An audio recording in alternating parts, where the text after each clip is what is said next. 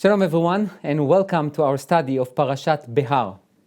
In Parashat Behar we have different mitzvot, and today I would like to focus about this very famous mitzvah, mitzvat tzedakah, which we will call or translate as charity. But I think during the shiur, during this class, we will find out that perhaps the translation, the English translation for the word tzedakah needs to change a bit, at least in terms of meaning. So take a look at the pasuk in Vayikra, in the book of Leviticus, chapter 25, verse 35. It says the following: "V'ki yamuch achicha, umata yado imach ve'chezakta bo, ger v'toshav v'chai imach." Which means, when your brother's hand, ki yamuch. What is yamuch? He's about to fall. Umata yado imach ve'chezakta bo. So if I will try to, in a way like almost to describe it, it will, you see someone is about to fall, he is stretching his hand, and you are grabbing his hand, and hold his hand, ger v'toshav v'chai imach. And if it might be a convert, or it can be someone who settled in the land, and he will live with you. So what does that mean? So first and foremost, before we even start dealing with the commentary of Rashi and Sforno and many others, there is something very interesting in terms of giving tzedakah. There's a question, which is something that I think we all grapple with from time to time. When should I give tzedakah? When I see someone is already in need, he's desperate, he or she are desperate, or when I see it's coming?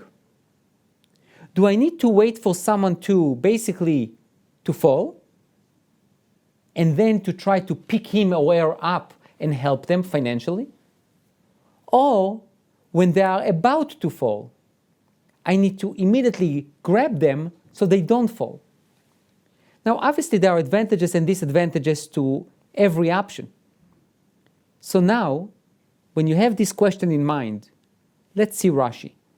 Rashi, 11th century commentary from France, one of the most famous commentators on Chumash and on the Talmud, says the following: "Ve'echezakta bo," and you shall hold on to him, or you should really hold him.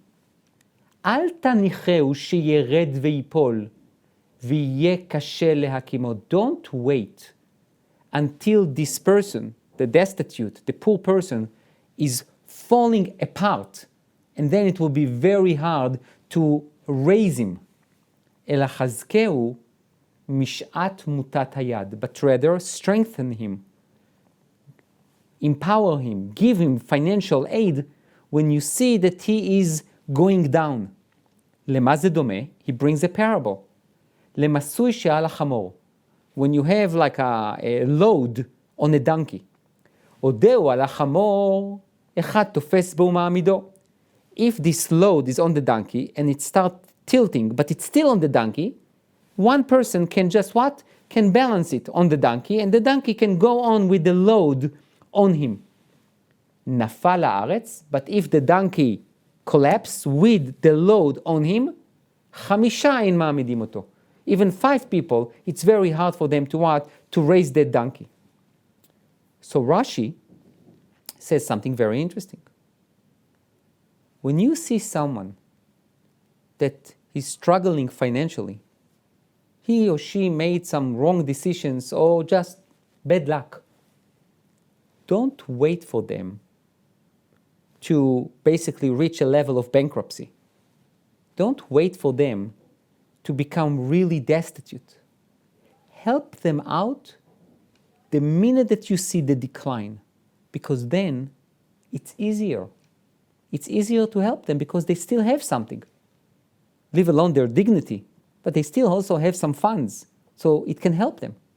Don't wait for them to totally collapse, because then it will be very hard to raise them up. However, the Sforno says something very different than Rashi. Ve'echzakta bo, and you should grab him, lehakimo, to raise him.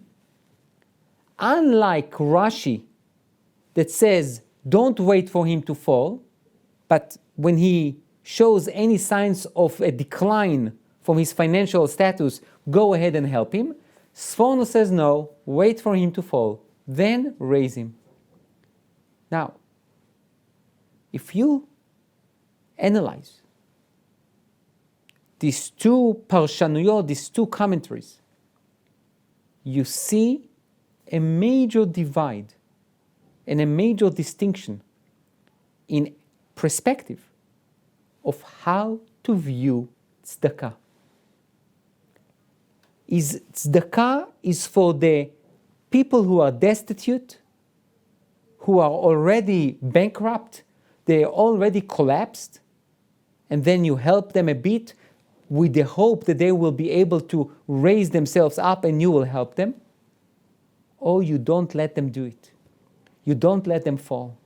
You help them in the process and with the intent of stopping the decline.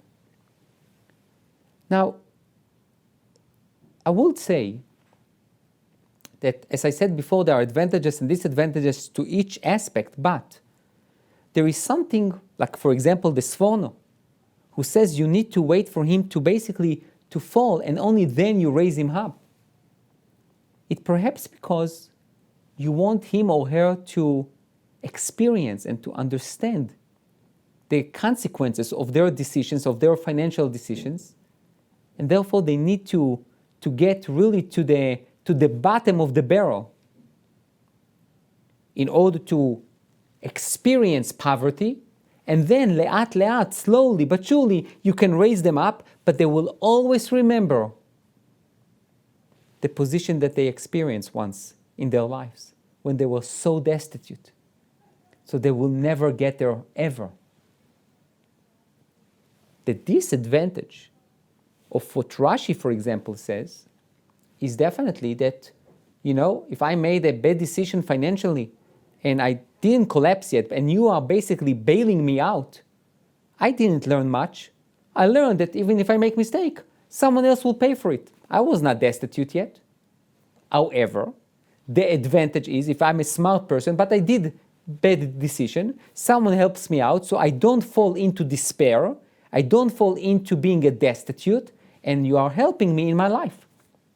So obviously there are advantages and disadvantages, but this is really the core issue of the main question. What is tzedakah?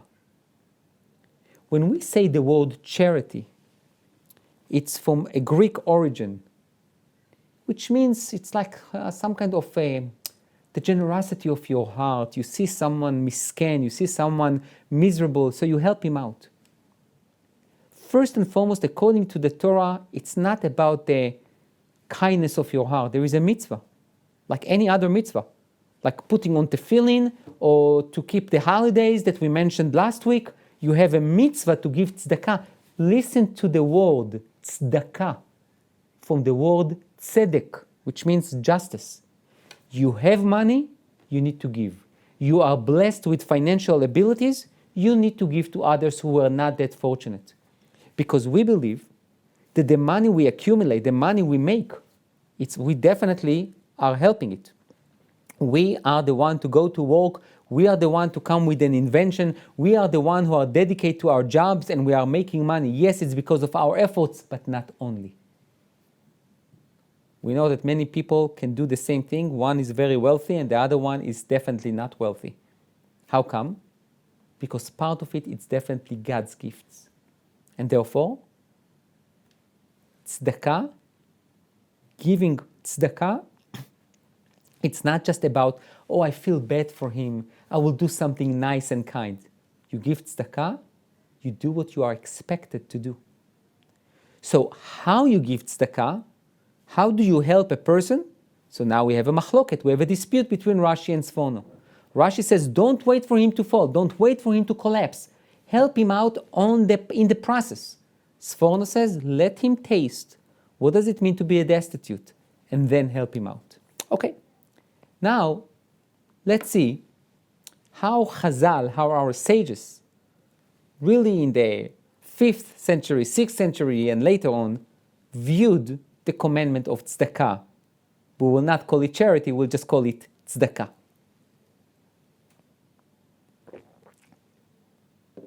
The Midrash in Vayikra Rabbah says the following: Veki yamuch achicha. This is the pasuk from our parsha. When you see your brother is becoming mach, is becoming a destitute.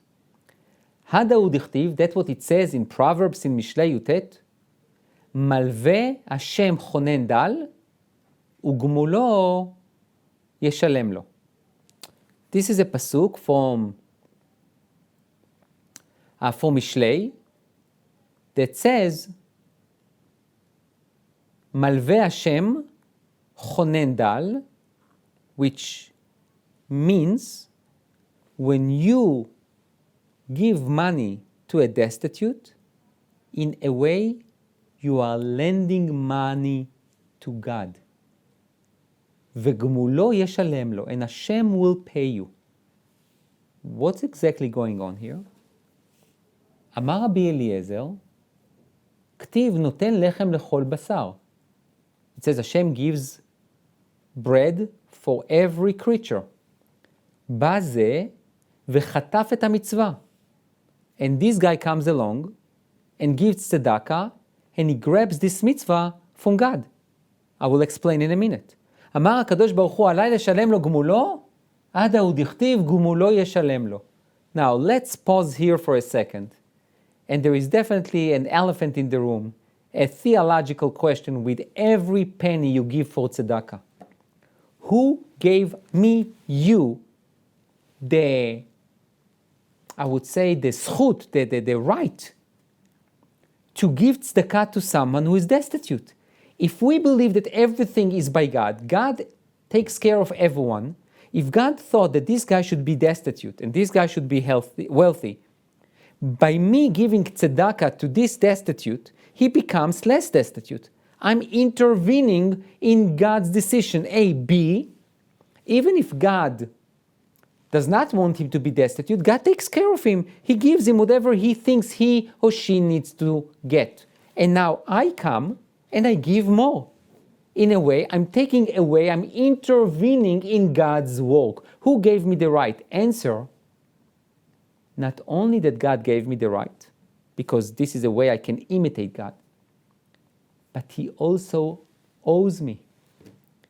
He owes me a favor. He's going to pay me for what I did.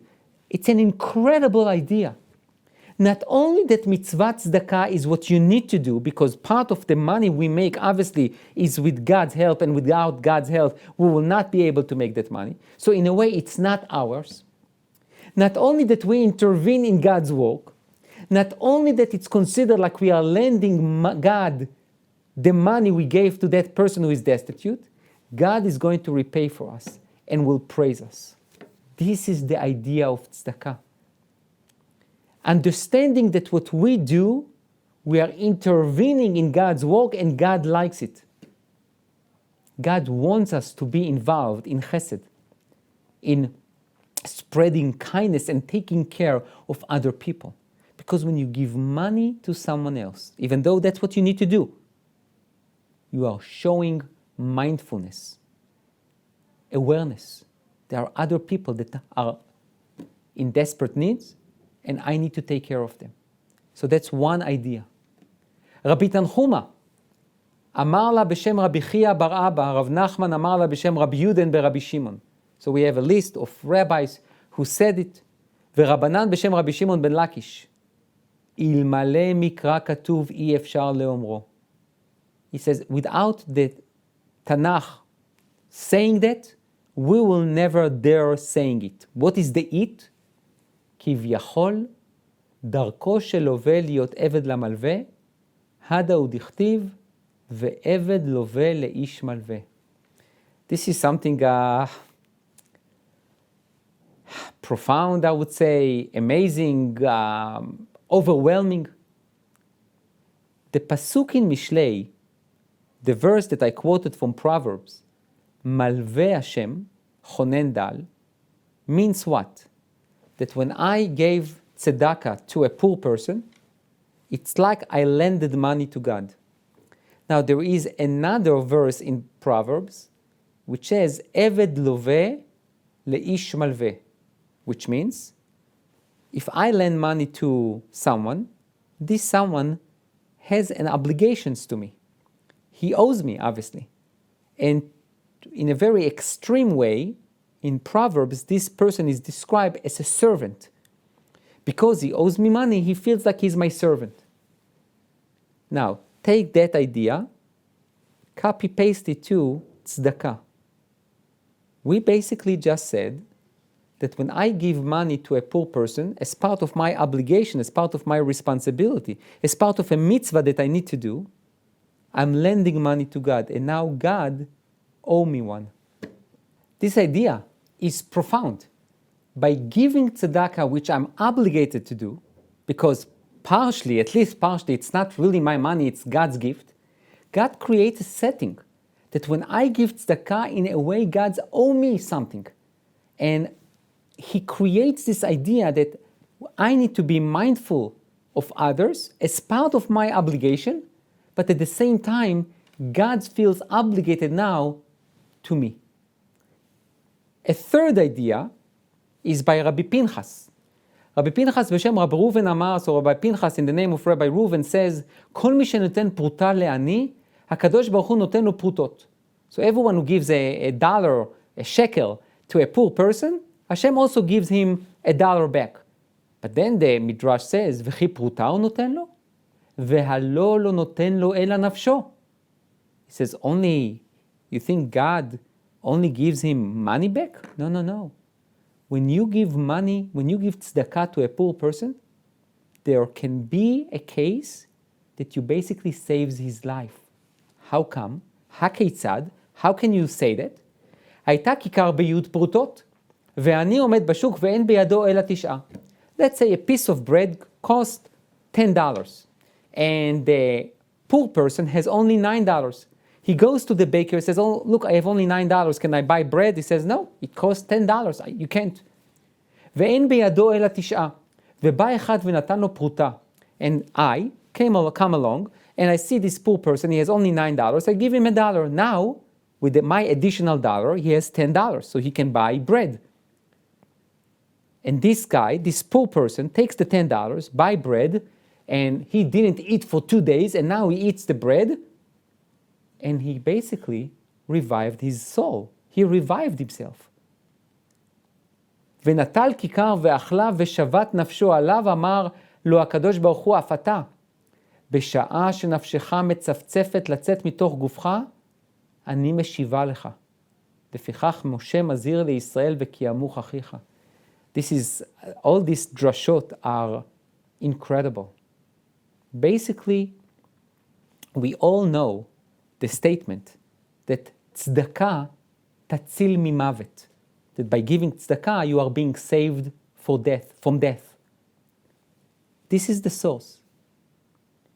If you have a poor person and you give him money, you don't know that maybe your additional amount helped that person to buy food, to buy something that really saved his life. And when you do that, you save his or her life when you are about to die, says Rabbi Pinchas in the name of Rabbi Reuven. God will remember it and will keep your neshama with you, which means you will stay alive. Even if we will pause here for just a second, we already see this incredible idea of tzedakah. Tzedakah calls us for a different perspective on money, on the funds that we accumulate, on the wealth that we create, to understand that it's ours, but it's all God's gift. It's ours, so we should give it to others who don't have, who are not that fortunate. We are not doing something from the kindness of our heart or from the generosity of our hearts. We are doing that because we are obligated. We are obligated not only because it's not only our money. We are obligated because we want to mimic God. We want to imitate God. We want to make sure that we are aware and we have mindfulness of other people. They are there and we need to change their status. This is also something very interesting. We are not giving money in order to continue to keep them poor. We are giving them money in order to try to elevate them, to raise them from their positions, to better their lives. When we do it, we give them their neshama back. Think about it. If someone who is poor, who is destitute, who cannot afford anything, and we help him or her, we show that we believe in them. It's much more than just the dollar that you give. It's the way you give it, the way you speak to them, the way you give them. What do you give? How do you give? So for now, we created the idea that it's not intervening in God's work. That's exactly what God wants us to do. And when we do it, God, in a way, is responsible, is obligated to us. And even in a time of death, the mitzvah tzedakah, the mitzvah of tzedakah, is something so precious that God protects us. When we look at the continuation of this midrash, it says the following: V'chi yamuch achicha. As we mentioned in our Parashat, the pasuk says, if you see that your brother is becoming destitute, hada udichtiv. That's what it says in Proverbs, another pasuk from Proverbs. Gomel nafsho ish chesed. What does that mean? Gomel nafsho is a kind person. So, the Midrash has a very interesting take on it. Hillel HaZaken, our famous Hillel, שבשעה שהיה נפטר מתלמידיו, when he would basically part ways from his students after they probably studied together, so he went to his home, היה מהלך והולך עמם. So he would walk with them. אמרו לו תלמידיו, so his students told him, Rabbi, להיכן אתה הולך? Where are you going? אמר להם, לעשות מצווה. I'm going to perform a mitzvah. Great. אמרו לו, וכי מה המצווה הזו? What kind of a mitzvah, Rabbi, are you going to do? We would like to do the same mitzvah. We are your students. אמר להם לרחוץ בבית המרחץ. To take a shower. To take a shower? That's a mitzvah? אמרו לו, וכי זו מצווה? This is a mitzvah, to take a shower? אמר להם, הן. He says, yes, this is a mitzvah. מה עם עיקונים של מלכים שמעמידים אותו בבתי טרטריות ובתי קרקסאות? מי שנתמנה עליהם הוא מורקן ושוטפן ואין מעלים לו מזונות, ולא עוד אלא שהוא מתגדל עם גדולי מלכות. He says, sure, taking a shower, it's a mitzvah. How come? He says, look, we all know that at the ancient times there were public bathtubs. When people will all take a shower and take a bath at the same public bathhouse. In those public bathhouses, especially in the Roman time, also in the Greek time, but mostly in the Roman time, they had some kind of features of different Caesars or different gods around the bathtub. And Hillel says to his student, look at all those statues, all those idols. Someone has a responsibility to wash them, to clean them, and he gets a stipend from the government. And he's considered as someone very important in the government. me, says Hillel, שנבראתי בצלם ובדמות, that I was created in the image of God, כי דכתיב, כי בצלם אלוקים עשה את האדם, על אחת כמה וכמה. So me, that I was created in the image of God, even more so that I need to wash myself and to be clean and to be presentable. What's going on here in this midrash, and how is that exactly connected to the idea of V'kiyamu chachicha? I think there is a tremendous insight here, which defines tzedakah. Many people like to do tzedakah with everyone else. They take care of everyone besides themselves, besides their family. Sometimes it's much easier to help others rather than to help your own family. What Hillel is trying to teach his students is that you need to take care of yourself as well. Sometimes altruism and overwhelming generosity will make you forget yourself. It's not about being selfish. It's not about it's all about me. But in a way, if you don't love yourself, you will not be able to love others. Again, it's not a selfish thing. It's something that you train yourself that, I like this one, someone else also likes it. The idea is what Hillel is trying to tell himself is gomel nafsho ish chesed. Sometimes you need to do chesed with yourself. This is, by the way, just as a side note, in halacha, in Jewish law, you can't just wake up in the morning and say, okay, I'm giving all the money that I have for tzedakah, because then you become destitute. There is the 10%, the maaser. There is even, you can give 20%, but not more, because you need to take care of yourself. And I think this is the very delicate balance between what do you spend on yourself and your family, and what do you give as tzedakah. Everyone in philanthropy can tell you and can discuss the issue of the balance between what we will call needs and tzedakah. And how do you define a need? This is obviously a very large discussion. How do you define tzedakah? How do you calculate tzedakah? Who determines how much you need to give? How do you give?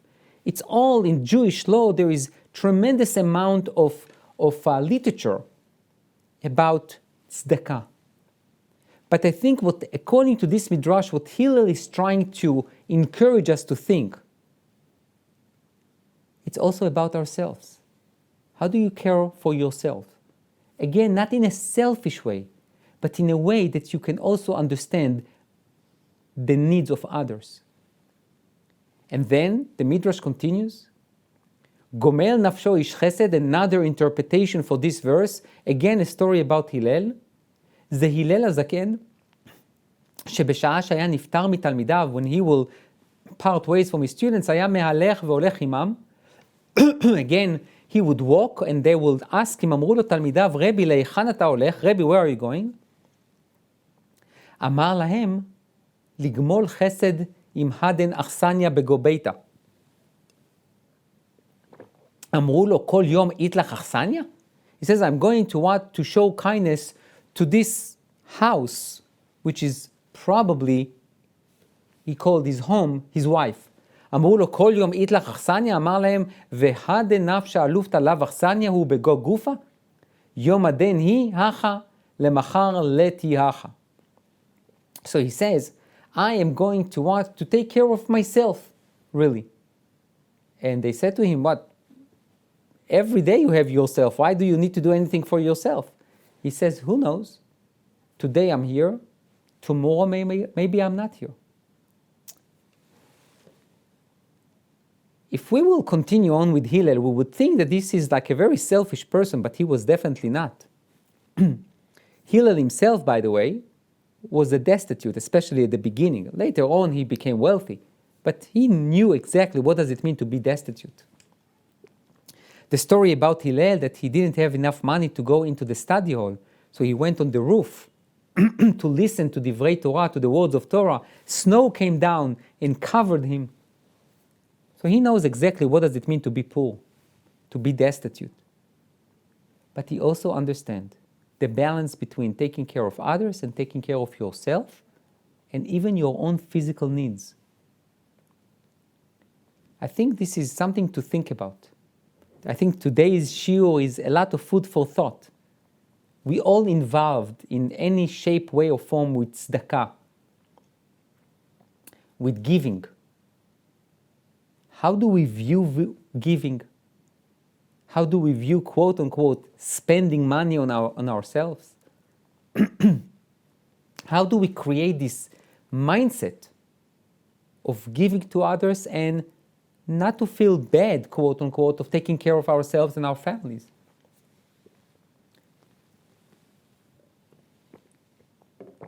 Those are the questions that we need to deal with.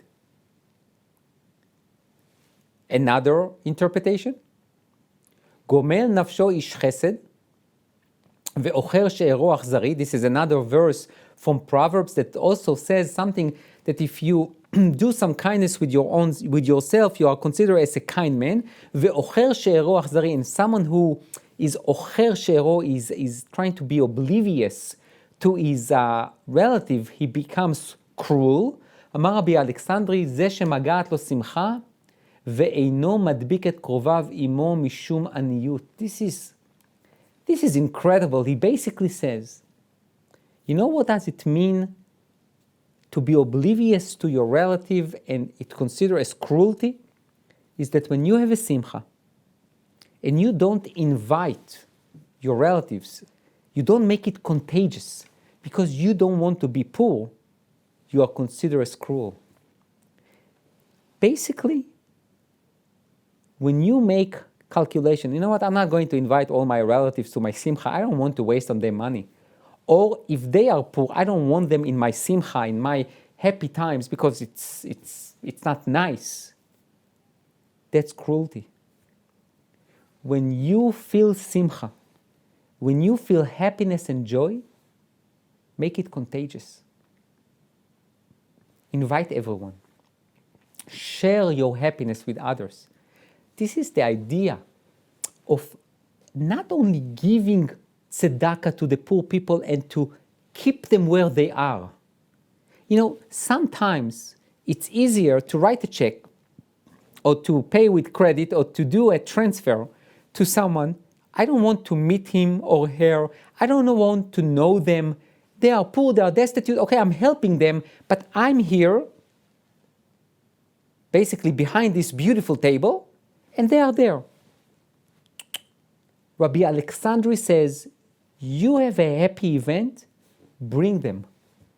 Because part of helping someone who is destitute is not only just to give him or her some dollars. It's more than that. It's to try to build their self-esteem. It's to try to build their self-confidence. It's to try to tell them, you are people like us. Unfortunately, you don't have the same funds, but you are not a less of a person.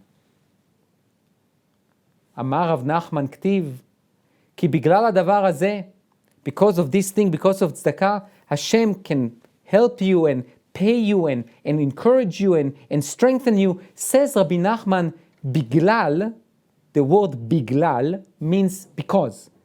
However, in Hebrew, because the word biglal can also sound like galgal, like a tire, a car, for a tire for a car, which means galgal הוא שחוזר בעולם.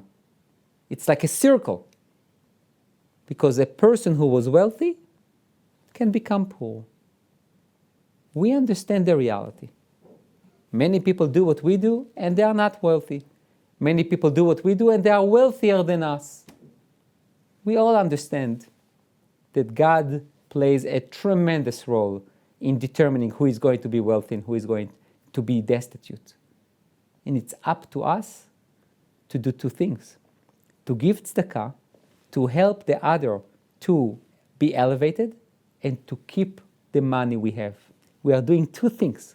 One of them is totally selfish. By giving tzedakah, we secure that we and the generations to come are going to continue to be wealthy. It's an amazing thing. But we're going to be wealthy not on the expense of someone else. This is the beauty of Judaism. The idea of tzedakah is to elevate someone else, and I am not scared that he is going to be maybe even wealthier than me. Because it's not about who is wealthier. It's about doing God's job. Doing God's work.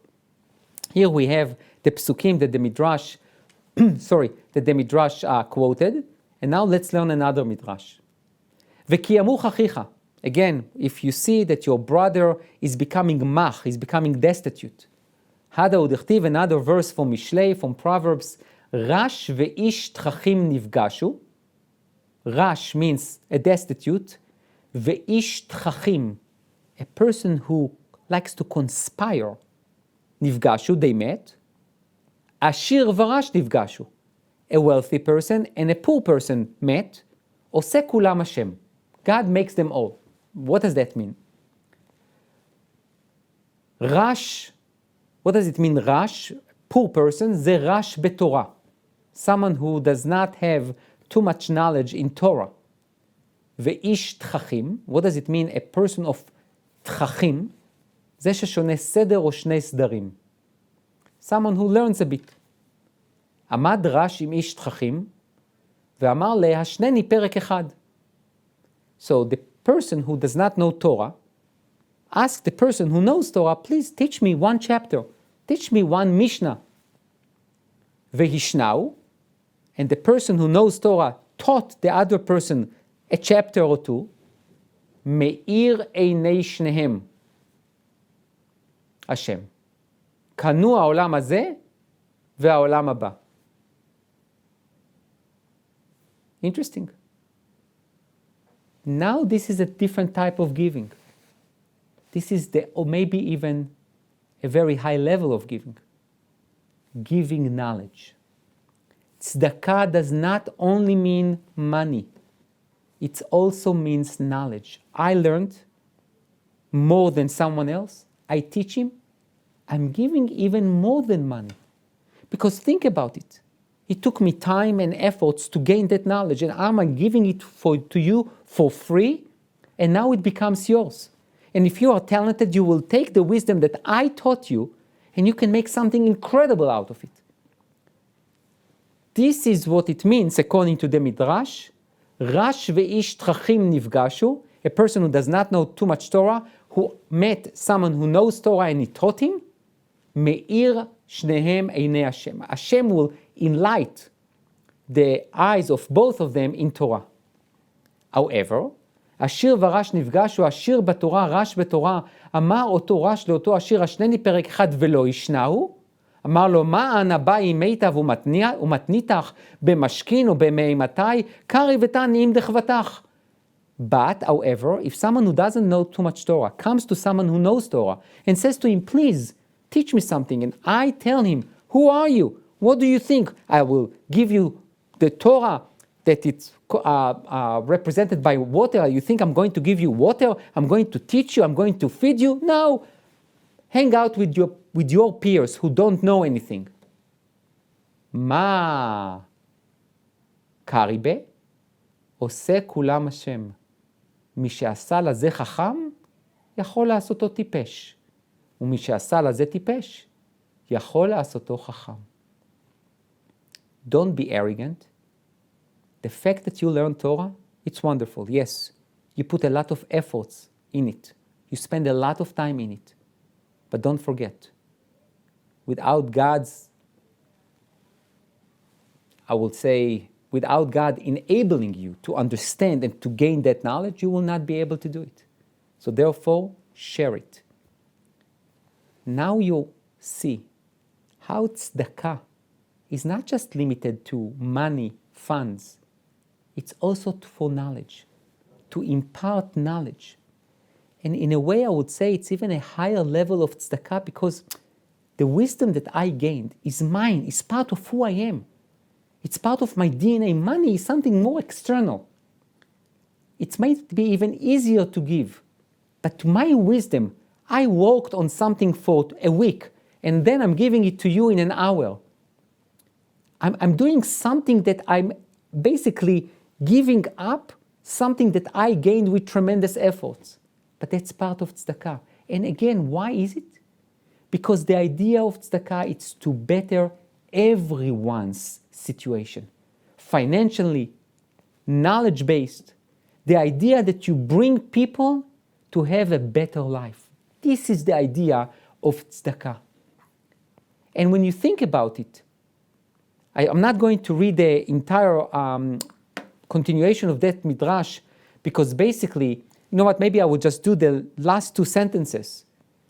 The midrash basically says that if the Ashir gave money to the Ani, and the Ani looks at that and says, and the Ashir looks at the money gave to the Ani, and he starts saying, oh, you know, why this Ani is spending it on that one, and buying this one, Hashem says to him, no, don't do it.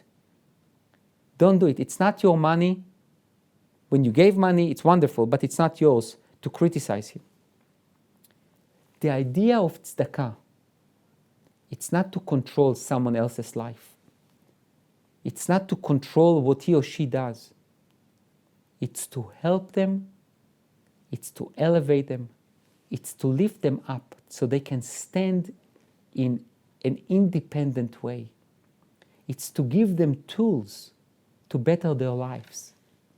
And the uniqueness of tzedakah in Judaism, it's, don't forget, take care of yourself. That's Hillel. Don't overgive in a way that you become destitute. Give with ayin yafa, with basically trying to understand what is his or her position, what do they need? Ask yourself sometimes, should I give now, at the middle of the decline, or should I wait for them to fall and then to elevate them? And then also to help with the good advice, with parting knowledge on someone else, in order for he or she to be able to do it on their own. Tzedakah is not to cement the differences. I'm wealthy, you are poor, I will help you out a bit so you can stay destitute, I will help you and I will be wealthy. No. Tzedakah is tzedek. You have money, you give. And you give in a way that you try to help the other to better their lives, so they will not be destitute anymore, in money or with knowledge. So now, I think we have a better understanding of this beautiful mitzvah of tzedakah. It's not only about the generosity of your heart. It's much more than that. It's an obligation, which is a privilege. When you give, that's probably the highest level of satisfaction. Give it in a way that you know you made this world a better place, and you made others people's lives much better lives. Thank you.